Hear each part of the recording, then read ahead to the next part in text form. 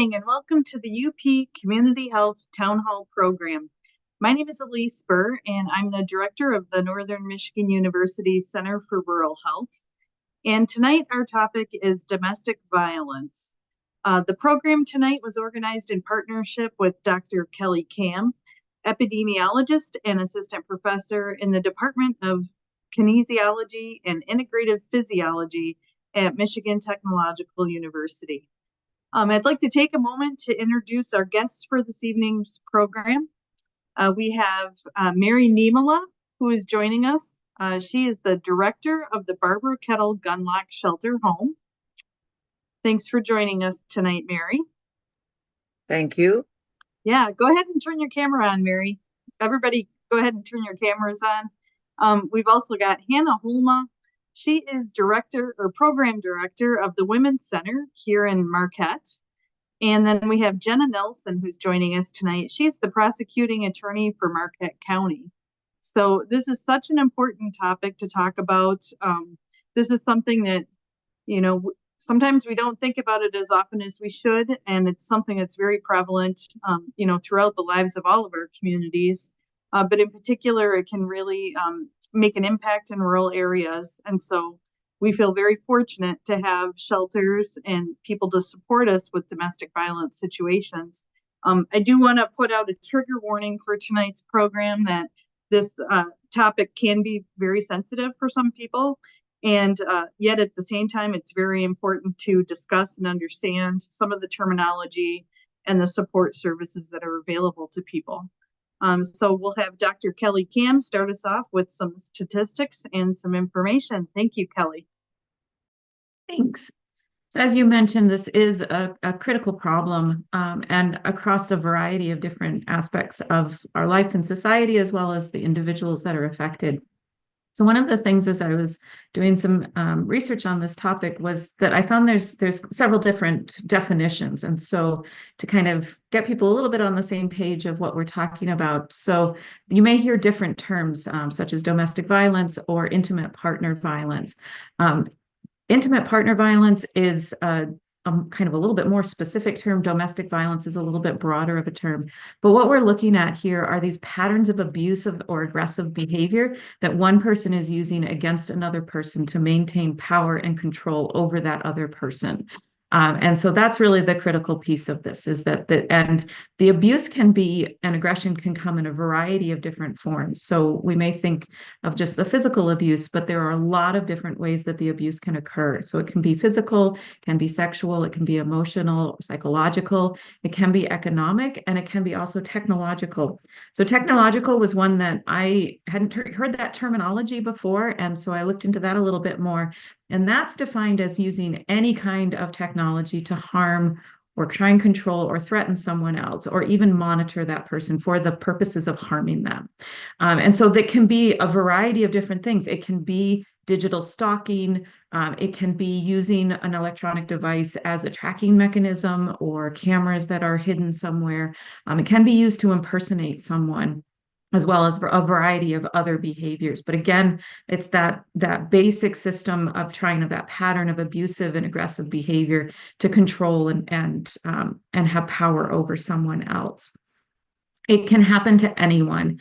It can happen across all income levels and socioeconomic status, all different ages, religions, race, sex, gender, different gender identities, different sexual identities, different cultures, and across geographic regions. This is not a problem that's just an urban problem or just a rural problem. This happens everywhere. And that's why it's really so critical for everyone to be aware of what's going on with this issue. As Elise, as you mentioned, it's more common than we might think. And some of that might be because some of those forms of abuse aren't visual. They're not visible to the naked eye, but they're still happening. And then because you get these different definitions, there's some variation in the numbers. So it's not as easy to have a straightforward, like how many cancer cases do we have or other health issues. But data from CDC in terms of intimate partner violence. So this is violence that's occurring against someone that's been in or currently or a past romantic partner. And CDC reports that about 40% of women and 25% of men experience this intimate partner violence during their lifetime.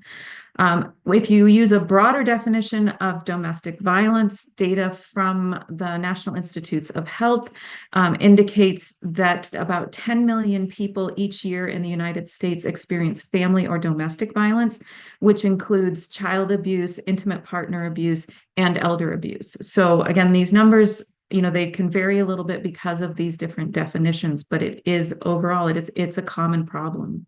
And there's a lot of health implications to this. So you might think that there's the injuries certainly sustained from physical and sexual violence, but there's also chronic conditions that come about because of this violence. And those can affect a variety of different health systems. So there can be effects on the heart, on our musculoskeletal system, so on our muscles and our bones, on our digestive systems, reproductive systems, nervous systems. There's mental health impacts, such as depression and PTSD. And also there's brain injuries, so traumatic brain injuries that occur from these repeated head injuries that can occur through a variety of different mechanisms. And there's some data out that is showing that this is even worse of a condition than what our athletes, our football athletes and professional athletes are experiencing. So it's another kind of almost a little bit hidden in terms of the research anyway that's out there, but starting to recognize the risk of these chronic brain injuries on these women in particular. In addition to the physical and mental effects, there's a risk of increase in unhealthy behaviors like smoking and binge drinking that may be related to some coping mechanisms. And there's not only do we have those injuries, but then we also cannot forget the victims that don't survive, so the fatal injuries that occur. And when we look at fatalities, nationwide, about half of female homicide victims are killed by a current or former male intimate partner. And overall, when we look across all homicides in the United States, about 1 in 5 or 20% are killed by an intimate partner. So we have both morbidity and mortality really related to this problem. And if you're part of a historically marginalized population, whether that's because of a minority or a racial group or because of a sexual or gender identity, then you have an even higher risk of these worse consequences. We've got not only the impact on the abuse victims themselves, but we also have impacts on family members and friends and anybody who may be witnessing the abuse and the impacts on them. And the economic impact on our society as well as on the individuals is quite high. So when we think about those costs, there's not only the healthcare costs for acute issues and chronic issues, there's also the criminal justice costs and the loss of productivity. And so estimates of the cost of the lifetime cost per person in the United States is about $103,000 for each woman that's abused. And the one thing that I really want to state here is that this problem is preventable. There are evidence-based tools to prevent this problem, to be able to teach healthy and safe relationship skills and disrupt pathways towards violence. There are ways that we can create protective environments in our communities. And not only that, then as we're going to talk about with our panelists today, there are ways that we can support survivors in order to reduce the harms and increase their safety. And with that, I think that's a good segue to introduce our first panelist, who is Mary Niemela. She is the director of the Barbara Kettle Gunlot Shelter Home in our region in the Western Upper Peninsula here. And Mary's going to talk about the development and the history of the shelter house and who they serve, as well as the services that they provide. So thank you, Mary, for agreeing to come on and talk about the shelter. And I'll turn it over to you. You have to unmute yourself. First thing, I didn't unmute myself, and that I was saying that the whole time you were presenting, unmute. So thank you, Kelly, for that introduction and all that you said. It was just everything that we have learned over the years. And our shelter is in Houghton County, although we service Keweenaw and Ontonagon counties as well. Our history of way back in 1980, when we were first funded by the state of Michigan, which is now the Domestic or the Division of Victim Services. It's had many different names, but that would be a lot of initials, and remembering what they all meant. So since when we started in 1980, of course, we were not in the facility yet, but we were in a woman's home in Laurium who took in victims of domestic violence and helped them to either move on or just kept them safe for whatever time. And then in 1983, Herman, as well, many of us know him as Winks Gunlock, donated the Agassiz House in memory of his wife, Barbara Kettle Gunlock, who had passed away that year. And she was an activist in women's issues, and it felt very fitting to do that. And so then we moved into that facility and were there until 2021, when we were able to purchase another facility with the help of a very generous family in the community who left us in their estate. And that certainly helped us along to buy that. Plus, then we were able to sell the other facility, and it is now operating as an inn in Calumet. So both buildings have been put to good use. So with all that being said, I mean, that's many years of using as a shelter. And in 2025, we'll be celebrating our 45th year. So we'll have a big celebration for that. And but when we're talking about domestic violence or intimate partner violence, as Kelly had said, after all these years, I still refer to it as domestic violence because that's what our community knows. And we don't want to ever think that anyone ever think that we've changed any of our services, because we certainly provide all those same services no matter what they term it as. But we have to remember that when we talk about domestic violence and the percentages and the numbers that Kelly gave in her introduction or definitions of domestic violence, is that, you know, domestic violence is a learned behavior. It's passed on from generation to generation. So when we look at that, we hope that people are getting the picture of what can actually happen in that situation.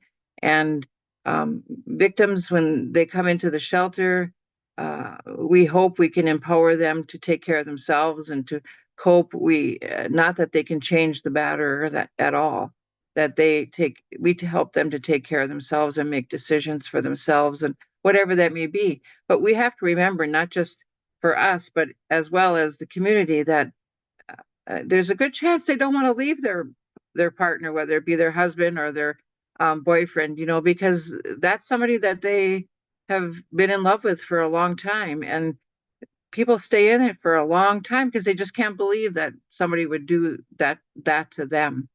And, you know, there's two big reasons why they stay. And we have to remember that is love and fear. They still love their partner, but they fear the behavior. And sometimes that behavior isn't going to change until they end up in the court systems. And even then, you know, it's very rarely is it a mental illness. It's a learned behavior. And I think when we remember that as in the community, it's going to help us to better help the victim and not put the blame on her. We get asked so many times, and I'm sure Hannah can echo this, is that we get asked, why doesn't she just leave? You know, what we should be asking as a community is, why does he still abuse?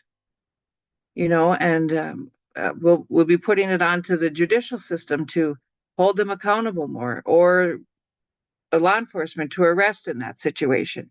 The laws that changed in 1995 have, in my opinion, and I was there then because I've been with the shelter for 33 years, have seen those changes go through, where it's now a victimless prosecution, and there's different things, warrantless arrest and things that can change that and make it easier for the victim and not put the blame on the victim.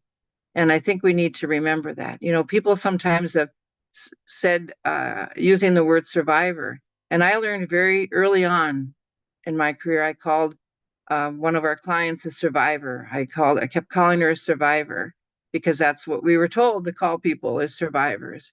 And in essence, she turned to me one day and she said, you know, please don't call me a survivor. She said, I'll determine when I'm a survivor. Because just because they left that situation doesn't make them a survivor. If anything, they feel that they failed, and they failed in a relationship. So at the shelter, what we provide is, of course, a safe haven for people, and we give them food, clothing, shelter, and then there's all the external things that come with that. Sometimes they might need housing. Sometimes they might need to leave the area, and we've written things like that into our grants to help them do that if that's what they decide to do. It's not our decision. It's not our decision if they file for divorce or move into another house or anything like that. But we listen. One of the things that we train all of our staff and volunteer is to say, mm-hmm. And when you can do that, you are now helping somebody because you're believing them. You're not telling them what they should and shouldn't be doing. Actually, we should take the should out of our conversation when we talk with victims, because that's just telling them what their partner has been telling them all along, is that they need to do this and they need to do that. And I think if we can all understand the definition of domestic violence, some of what a victim goes through, why she stays in that relationship. It might be the children, it might be economics, it might be all the things that Kelly defined on the power and control wheel, that why they stay in that situation, and which is the ways that an abuser abuses all those different things economically and isolation. And you can be very alone living in an apartment building with all kinds of people on there, but if you're in that situation, you are very alone because you can't talk to anyone. And we also need to remember that batterers are looking to only batter their, in most cases, their partner, who they think maybe they own, or whatever term they want to use for that. So to everyone else, they look like a really nice person. They might be a prominent person in the community. They might be working in your local stores. They might be in your church, pillar in your church. That doesn't mean that they can't be a batterer. They're not wearing name tags. And we have to remember that when we think about somebody that happening, and we say, we can't believe that he would do that, And we've heard victims say that they've been asked by people in authority what did you do to make this happen? What did you do to get him mad? And it could be nothing. He could have gotten mad at something else that totally not related to you, but you're going to be the one that's going to receive that. So in addition to housing somebody in the shelter, we can also provide non-residential services. That means if you are in that situation, but you just need to come in and talk with somebody that's just is going to listen. We're not going to tell you what to do. There's no charge for any of our services. And all you'd have to do is, call the shelter and make an appointment with one of our advocates, our support advocates. Or, if you need help with a personal protection order, or if your partner's been arrested and there's a no contact order and you don't know what that is, you can call and talk to us. We're not legal people, but we know and some information, and we know where to make those referrals to find that out. And we will advocate with you, which means that we're acting on the behalf of which is very hard for me to do, is just sit there and be quiet. But you're supporting that person. It's a big part of victims, if you want to use the word success, is to have that person beside her, because there's so many places have told her no, that I can't help you. And we have a coalition where we have a lot of members in the community that are professional, that are joining the coalition. And I just told them at our last meeting, if you learn something about a domestic violence and every agency sitting at the table, then you will be able to help that person because you'll be giving the proper referral. And I think that's a big part of it. I mean, we're not asking police officers to be counselors. We're not asking people in the prosecutor's office to be counselors or hospitals to be counselors. We're there to come out and do those things with people. We're there to come to the hospital as a response if someone's in the emergency room. We're there to sit in the prosecutor's office or in court, which we do. We have a court advocate that goes. That used to be my job for 17 years of my time at the shelter before I became director. And it's, believe it or not, it's a very rewarding position to know that you can advocate with somebody and help them through that. And so, like I said, we've been at the shelter for 44 years now, and well, it will be in May, be 44 years. And we just have been doing everything we can to help the people in our community. We're a 10-bed shelter. And when we moved over to our new facility, which is now on one floor, and it's more communal living space for our clients, and we can help them navigate the systems, whether it be for housing or signing up for assistance, or but we always have to remember when we're talking with a victim is that this isn't their choice. This isn't what they wanted to do. Especially if they've been married for 20 years and all of a sudden something's happening. And I'm not saying you have to stay in that situation for 20 years before you can finally get out of it. But if you feel like you're in that situation or things just don't feel right, you just please call the shelter. It's our numbers in the book is 906-337-5623. That's our crisis line. And, we're there to help as much as we possibly can. And a big part of that is just listening sometimes. So Mary, I just want to say the Copper Country is really lucky to have you up there. I mean, I know you've been doing this for years, and having someone like you to advocate for individuals that are experiencing domestic violence is very, they're very fortunate to have you there. So thank you for what you do.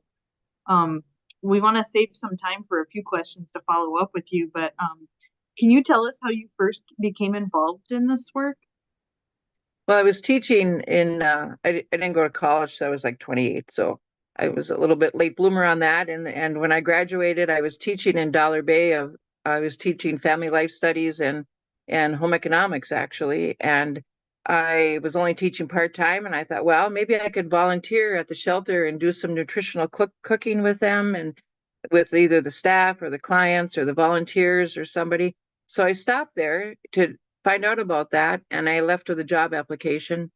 And that was almost 34 years ago. I never did get to volunteer, although I sometimes would probably think I may be volunteering a little bit too, but but that's great for young people to hear too, though, to know that sometimes you never know what the work you're going to do and the volunteer time, what that's going to lead to.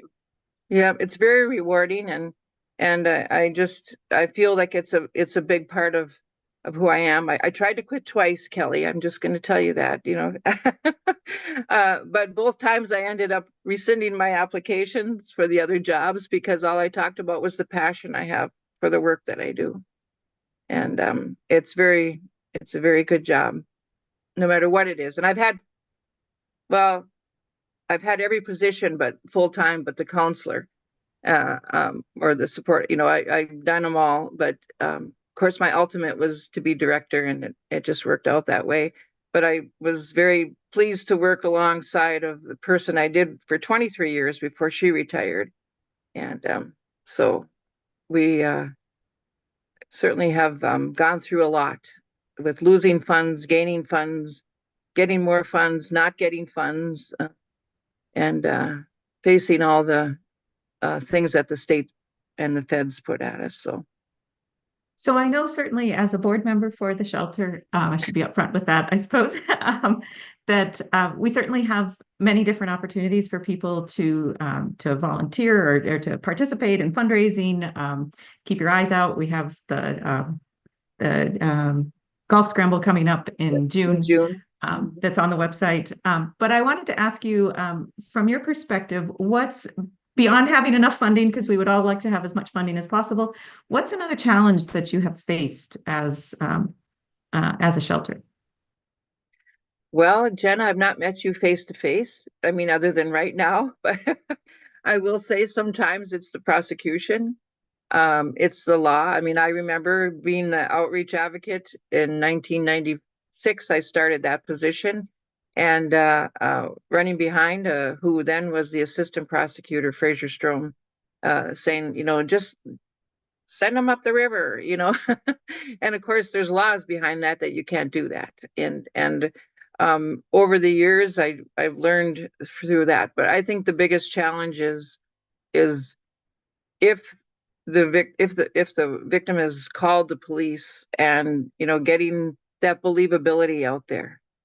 We're all human. None of us want to believe that this is still happening, and so I think following that through the system, and there are times when the victim themselves doesn't want that to go through. They just really basically want the police officer to come there and tell them to knock it off, to stop doing it, because everything she's been doing hasn't been working. So getting somebody there in authority to maybe help him realize that this is not right, and I think that's the biggest thing, is having everybody on the same page.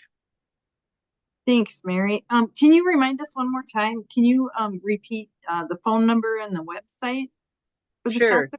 Yep. The crisis line is 906-337-5623. And actually we have a new remodeled website, and it's www.bkgshelterhome.org. Great. And Thank we have you, a Mary. Facebook page as well. Wonderful. Thank you. Thanks. If you're just now tuning in to tonight's program, this is the UP Community Health Town Hall program, and the topic this evening is domestic violence. Trigger warning that some of this may be sensitive for some of our listeners, but we feel very strongly that it's important to have discussions and to be able to talk about what is available in our communities in the Upper Peninsula right now to support individuals who are experiencing domestic violence. This is something that's, I think, very important to both Dr. Kelly Kam and myself. As Kelly mentioned, she's on the board of directors for the Barbara Kettle Gunlock Shelter Home up in the Copper Country. And it just so happens that I'm on the board of directors at the Women's Center in Marquette. And our next guest is Hannah Holma, who is the program director of the Women's Center. And Hannah's going to talk to us a little bit about her shelter in particular, location, statistical data, and we're going to talk a little bit about transitional supportive housing program as well. So welcome to the program, Hannah. Thank you. First off, I just want to thank everybody for allowing us to shed light on this topic. It's extremely important. So I'm very grateful to be here. So like Elise said, I'm Hannah and I'm the program director at the Women's Center. So we were founded in 1973, ironically out of the continuing ed department at Northern. And so we were there for a couple of years. It became a community-based organization in 1980. So what the Women's Center does is we provide programs and services to survivors of domestic and sexual violence in Marquette and Alger counties. Despite those being our service areas, we do provide services to anybody who walks in the door or calls that is experiencing domestic violence. So I think it's important to note that. We do serve primary and secondary survivors. So that means somebody who physically or emotionally experienced domestic violence themselves, or if you're the support person of somebody who has, if you are, a family member or a roommate or a friend of somebody who is going through domestic violence, you can also receive services at the Women's Center.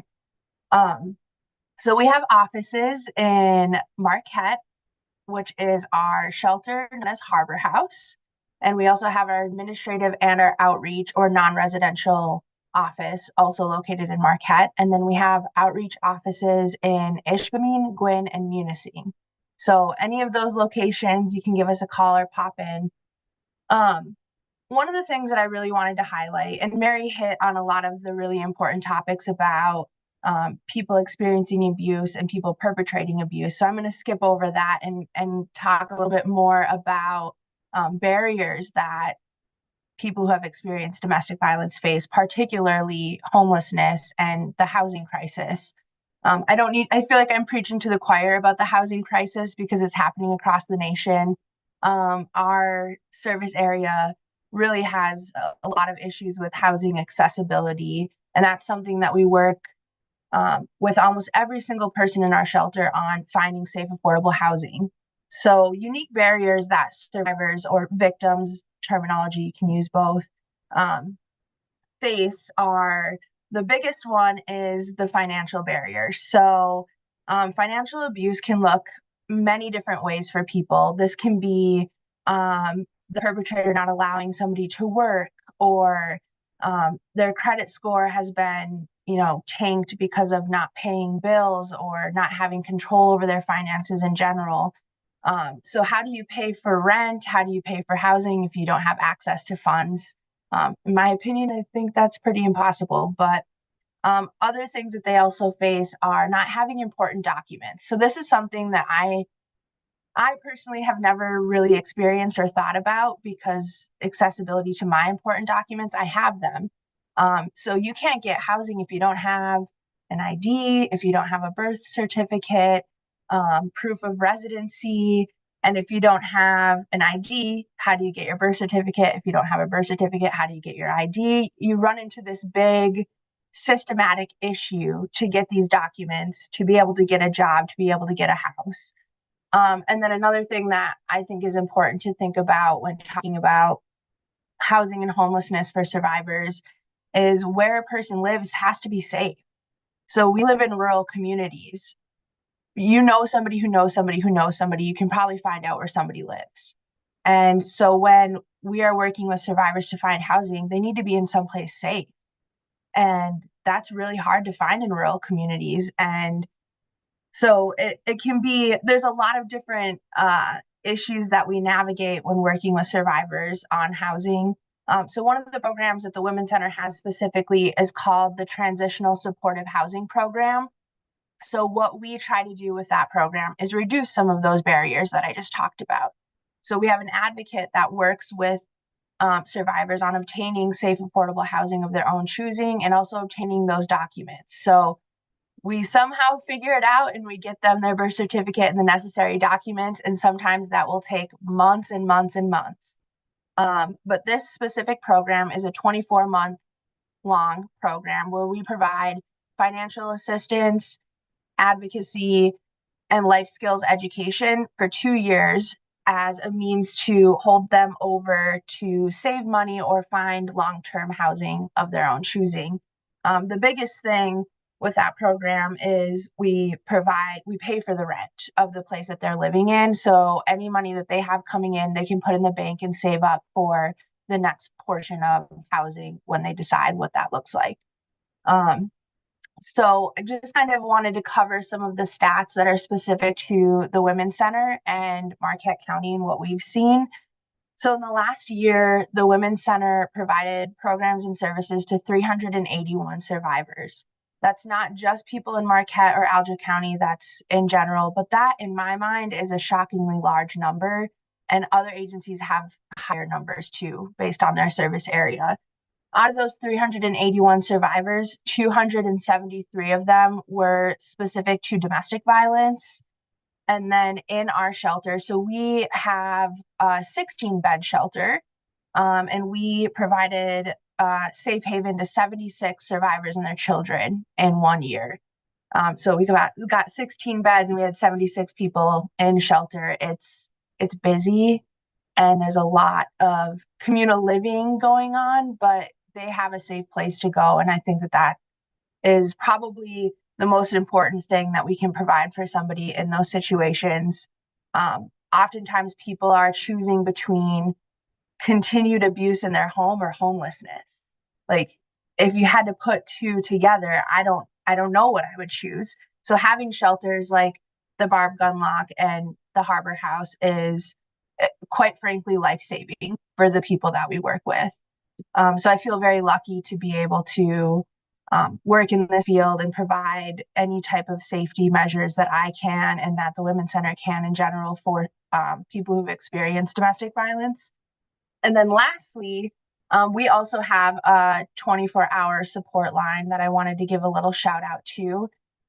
So that phone number is 906-226-6611. And in the last year, we received over 4,000 calls on our support line.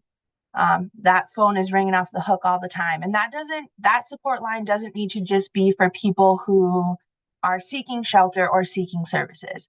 That can be for people who have questions. That can be for, I mean, Jenna's called, our law enforcement has called. If any type of collaboration efforts, that's the phone number that we would go through. And that is 24/7, 365 as well. Thanks, Hannah. What advice do you have for any listeners who may be experiencing domestic violence or know someone who is? Yeah, so my biggest thing, I just gave you a bunch of stats. Kelly gave you stats in the beginning. You're not alone in this. There are so many people who have experienced domestic violence, and there are people out in our community that are willing to help. That phone call may be the scariest phone call that you ever make. But I just said 4,000 other phone calls came in. So you're not the only one that is reaching out for help, and we're here and we want to help. That doesn't mean that you have to be leaving the relationship or any of that. It's really just having a listening ear, and we've got a lot of people that are willing to listen. So if you're in this experience or you know somebody that's experiencing domestic violence, make the phone call. You never know, it might be something that can change your life.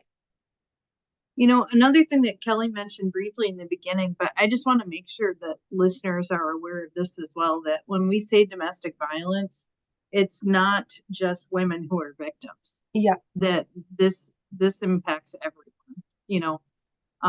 So I just want to point that out because so many people think it's more toward, you know, women than men, when really men can be impacted as well.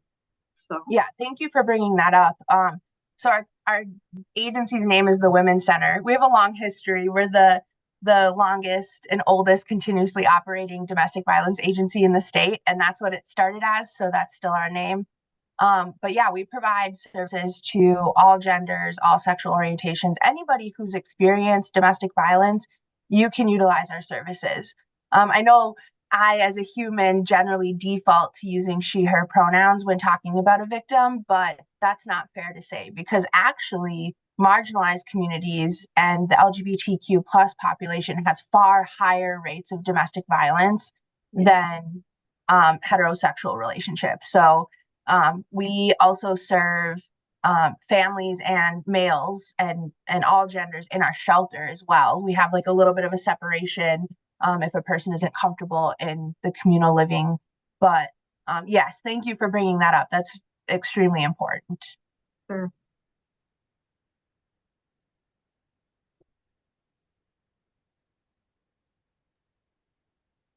Sorry about that. I was actually just looking that there is, so everybody's been able to give their local shelter numbers. There also is a national domestic violence hotline and a website that people can reach out to, although I just went to it and it does say they are experiencing long wait times, and that can be problematic, certainly. So absolutely, if you can't reach someone, reach out to all these different sources. I will say the national website also has a quick exit as a safety feature, which is very nice so that it will quickly get you out of there if you need to. So Hannah, I wanted to ask you that I know from our end, we do certainly fundraising and I see that as part of this, but I'm also really curious about how these shelters are funded. So where is your money coming from to be able to fund these different programs? Yeah, so about 2/3 of our operating budget is funded through state contracts, through the Division of Victim Services, like Mary had stated. So that pot of money is coming from the federal level through the Victims of Crime Act, and that funnels down into the state level, and then it's dispersed amongst the agencies across the state. So that's our biggest funder. I just want to highlight that the Victims of Crime Act funding is constantly being cut, and that is putting agencies like the Women's Center and the Barb Gunlock at risk every single year when those budgets come out. So we keep that on our radar, which is why we have to supplement the funding through other sources. So we have a thrift store, actually. So it's called Pack Rats. If you're in Marquette ever, come check it out. It's a really cool store. It was my favorite thrift store in town, even before I worked at the Women's Center. But all of the proceeds from Pack Rats come directly back to programs and services of the Women's Center. We also apply for local grants and also donors. We have a hefty donor group of community members that really support our mission and support what we do. And then we do also have fundraising events. We're going to be having an event in June as well. I don't know if it's, I think they put the post up, but we're doing a kind of a collaboration with Pack Rats. We're going to be having a fashion show in a little parking lot party at Pack Rats to highlight what they do back there too, because they do an awesome job. Hannah, I wanted to ask you one more question. Can you tell us a little bit? I know this isn't necessarily the formal established name, but you and I've talked a little bit previously about the Marquette County Homelessness Coalition. I wonder if you could say something about that. Absolutely. So Marquette County has multiple different shelters that address homelessness. So we have 4 total in our county. So we are working on a collaborative effort of all of the shelters together to address homelessness in our county and our community in general. So we're working with Room at the Inn, Jansen House, Superior Connections, and then the Women's Center to really establish a coalition of sorts to address the homelessness issues that we're seeing in our community. And I know Mary wanted to put in a little plug here about the confidentiality surrounding domestic violence. And now might be a good time because our prosecuting attorney is on call this evening, and it appears she may have just received a call. So Mary, if you would like to talk for a moment about confidentiality, just to touch base on that. And Hannah, we'll come back to you in just a moment. I just think that everybody needs to know that confidentiality is such a high thing that we regard at the shelter, and not just our shelter, but all shelters. I mean, we all have to have a policy regarding that. And Yeah. I think, people in the community like to be concerned. They'll come up and ask us, oh, I heard you help so-and-so. And, we can't even acknowledge that because that would say that we know that person. So, we're not being rude and whatever. So we just want people to know that confidentiality is something that we really hold in high regard. And that's one thing that our funders really stress to us, and just morally and ethically, we need to keep track of that. And thanks, Hannah, for bringing up some of those statistics, which I totally forgot about our shelter to do that. So I'll have to give that information to Elise if she can put it on the on whatever. I mean, Mary, if you don't mind, we talked very briefly about the difference in numbers during and after COVID. I know that was something, that you may want to, if you have a moment that you just want to share with listeners as far as trending and what you saw.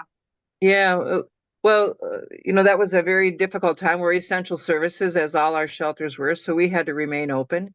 And it was difficult. We had to use a lot of hotel spaces as well to keep people separated. Mm-hmm. And of course, we were in our other shelter, our first shelter at that time, and it was even more difficult there. But for our shelter nights in 2020, we had 752 shelter nights as compared to 2023, which is the year we just finished, at 795. So that sounds very similar. But when we talk shelter nights, it's like a woman and 3 children come in. That's 4 shelter nights for every night that they're there. Okay. So residents in 2023 were only 38, but in 2020 for COVID, it was 60. So we had a high number, even though our crisis calls, they were more in 2020 than they were in 2023 because people could call. They couldn't go anywhere, but they could call when it was safe. And I think and I don't know how if this was true in Jenna's county, but I think we had more law enforcement, more court involvement with batterers during that time, because sometimes victims could only call the police or call 911 or things like that. So maybe there might have been more arrests just to separate for that time. Yeah. And that was a chance for a victim to get out of that situation during that time where she couldn't leave because he was home too. Right, you know. right. So, yeah. So, Thank, I mean, it was just a good comparison to make. So yeah, we were busy then too. yeah. We can just keep those years behind us right now. That's correct. Hannah, you mentioned your phone number. If you wanna, can you say that one more time for our listeners and also give your website, where people can go to learn more if they're interested in donating or volunteering? Yep. So our 24-hour support line is 906-226-6611. And our website is wcmqt.org. So womencentermarquette.org. Great. Thank you, Hannah. We appreciate having you on. Thank you. For listeners that might just be joining us, this is the UP Community Health Town Hall program. And tonight's topic is domestic violence, which is very important to all of us. Trigger warning if you're just tuning in. This is a sensitive topic for many individuals, but is something that we feel is very important to be discussed and talked about, and just information to be shared with everyone in general. We have a pleasure tonight of having Jenna Nelson joining us. She is the prosecuting attorney for Marquette County. And of all of our guests, she's the one I know the least. So I can't wait to hear what she has to tell us. Jenna, welcome to the show. Please feel free to share your information with us. We're anxious to hear from you. Sure, absolutely. And I apologize for a momentary absence that I had there for a moment. So one of the big things that I had wanted to discuss was that my former boss, now Judge Wiese, who some of you may know, was a very big advocate for victims of domestic violence and really made sure to try to put into place a lot of different programs that really enhance the interagency response to domestic violence, whether it's from law enforcement, connecting victims of domestic violence to resources within the community, such as the Women's Center, as well as the Harbor House, and really educating law enforcement as well in their response to domestic violence. It's kind of collectively known as the Blueprint for Safety. There is information about that on our website, our prosecuting attorney, prosecutor's office for Marquette County website. But that was something that he was very passionate about, and something that I, in turn, also became very passionate about. He really wanted to make sure that law enforcement, as well as different departments within the court system, were able to have an appropriate response to domestic violence, because this really starts with law enforcement in terms of they're the ones that get the call, they're the ones that are responding to the scene. Some of the things that the Blueprint has done is it's certainly put into place a lot of different questions that victims of domestic violence get asked. It's not just incidents about what happened just this specific night, but they try to go through kind of a brief history of the domestic violence incidents that may have occurred, whether somebody, has a secondary safe number or a safe person that they can go to. And so they're really not just focused on the one specific incident, and all calls that they get for going to scenes of domestic violence. All of the victims are being asked these questions. And ultimately, law enforcement is making an arrest. And I'm sure, as Mary kind of touched on a little bit, law enforcement response to domestic violence has certainly changed over the years, to where if law enforcement believes that there's probable cause to make an arrest in a situation, they will do so. And it's not necessarily something that is going to be just, oh, we'll have the prosecutor look at it later. We'll see if the prosecutor wants to. I mean, there are certainly those situations where maybe they're unsure whether there's probable cause. And so we do have to review those. But they, will make an arrest on scene. Whereas, as Mary said, maybe that was something that in the past didn't always happen. So it's really educating law enforcement about that response to domestic violence. And then once a case goes through the court system, one of the things that we have in our office is a victim advocate. The victim advocate is usually trying to make the first contact with a victim once we know that there's been an arrest for domestic violence. Because one of the things that I see quite often is that people don't understand the court process fully. And so we get a lot of phone calls, and we have that person who's kind of that first point of contact to get information, connect them to resources within the community, such as the Women's Center. And we do provide other resources as well for victims. And I've had a lot of conversations trying to explain the process to people and what everything looks like. We get a lot of questions about the no contact order. We get a lot of questions from victims not quite understanding that the no contact order doesn't apply to them. They might be being told that, you can get in trouble for violating the no contact order. And so we kind of go step by step through the process with them because that's part of the manipulation and the power, because we know that just because the court puts in place something like a no contact order doesn't mean the contact magically stops. So it's really kind of important for us to make sure that we have that first point of contact in our office. We have an appropriate law enforcement response so that victims feel comfortable calling law enforcement in those situations as well, because we want them to. We want them to be able to trust the response. They can get a phone call from an advocate if they want to that very night. They get information about resources within the community. So it's definitely a very enhanced response. That's something that continues now that Matt, Judge Weesey, is the circuit court judge. It's still something that I'm very much passionate about as well. As I said, I learned quite a lot from him, and just kind of seeing his response to everything and policies that he wanted to implement was really important. So having a victim advocate, having everybody in the office really be knowledgeable about the domestic violence process really makes it easy to talk the victims through it. It's not a fun process to go through. I've never had anybody come to court to say they were really excited about being there and they wanted to go through this process. That doesn't happen at all. So just being able to kind of go through that, answer any questions that they have. A lot of times, if it's something that is going to require them to come in and testify, we show them the courtroom, we show them exactly where everybody is going to be sitting. And those are kind of just the little things that we're able to do to hopefully make the process more comfortable. One of the things I went to last year, the Women's Center was celebrating their 50th anniversary. And I was in awe when they talked about everything from, I guess, from the prosecuting attorney's office side of things.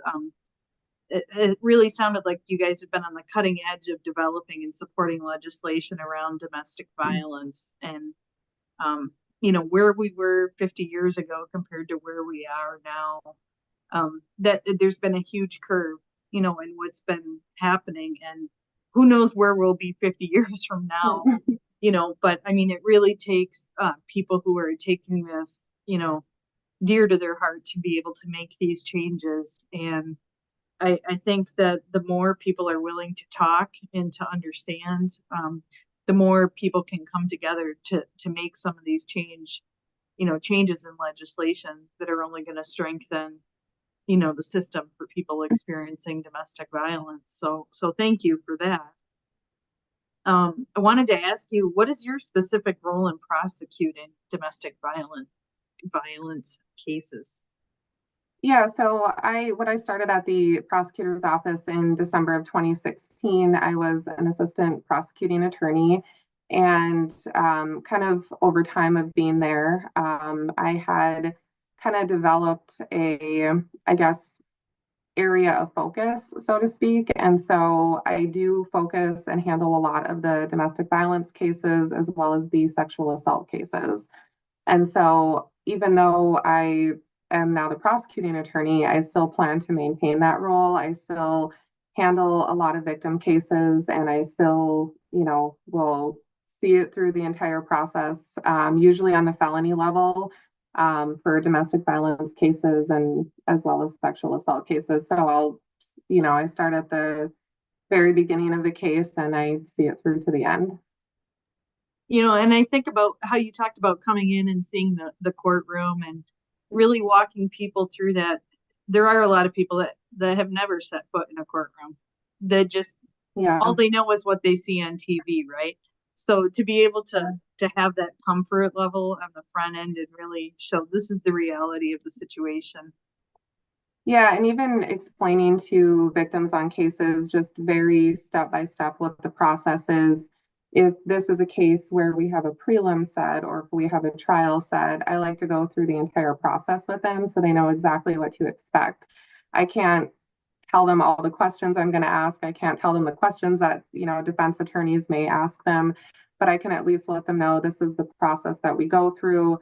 I usually say I start out asking you questions and then we kind of just go from there. And I talk about the different types of questions that I can ask, and just let them know, a lot of it's going to be kind of somewhat conversational, that your answers may generate some other questions, maybe that I didn't necessarily think to ask until I got a specific response to something. So, we don't go line by line through the questions, but we just kind of go very much through the process so that everybody feels, okay, at least I have a sense of what's coming, even though I can't give them exactly specifics on all of the questions. But I always find that to be very helpful, because if somebody's not been involved in the court process before, it can be a very weird thing to just all of a sudden be called up and say, all right, go to this witness stand, and all of these people are going to start asking you questions. It's very unnerving. So I always tell people, I say, this is not going to make the process, it's not going to make you feel happy about being here, but at least it can make you feel a little bit more comfortable, hopefully. How often do domestic violence cases go to trial? It's hard to say. There are certainly, we have the misdemeanor domestic violence cases as well as the felony level. I certainly have more cases involving sexual assault that go to trial, but most of those can have a domestic violence aspect to them, even though that might not be the very specific charge to it. So it's, they go to trial. I don't have specific numbers, but sometimes we do try to resolve them. Other times, if we're unable to, they will just have to go to trial. Mm-hmm. And are you involved in every case? Not every case. We do have other prosecutors in the office as well who have taken on the role of kind of being the prosecutor for these types of cases. So that, we like to have one prosecutor start the entire case, so that the victim is comfortable with the individual if it does go to trial and they're not seeing new faces pop up all the time. But certainly on the felony level cases, I do handle a lot of victim related cases. That's great. They're really fortunate to have your office working so closely with the women's shelter. Yes. Just to be almost like hand in glove with some of this, and working with individuals. I can't say enough positive things about the support, that people are receiving from you. So. Yeah. And the one thing too to mention, I want to shout out the Women's Center even more, is that they're always willing and ready and able to come to court for a victim if necessary. So even though they might start out as a stranger to somebody who's just coming into our office, they're there to offer support. They're there just to be able to sit with somebody, to kind of be a focal point in the courtroom if somebody may not have another support person to be in there. So that's also a very important piece of the court process as well, is just having that additional support there and having somebody who is able to, help them make the process a little easier. Well, thank you for that. I want to thank all of our guests tonight. This is such an important topic, and I'm hopeful that people will listen to this or watch this episode afterwards, and that the conversations and the support will continue for this. So thank you once again, Mary Niemela, Director from the Barbara Kettle Gunlock Shelter Home, Hannah Holma, Program Director of the Women's Center here in Marquette, and Jenna Nelson, Prosecuting Attorney for Marquette County. It's been a pleasure having you on the program tonight, and I hope everyone has a great weekend, and we look forward to working with everybody moving forward. Thank you.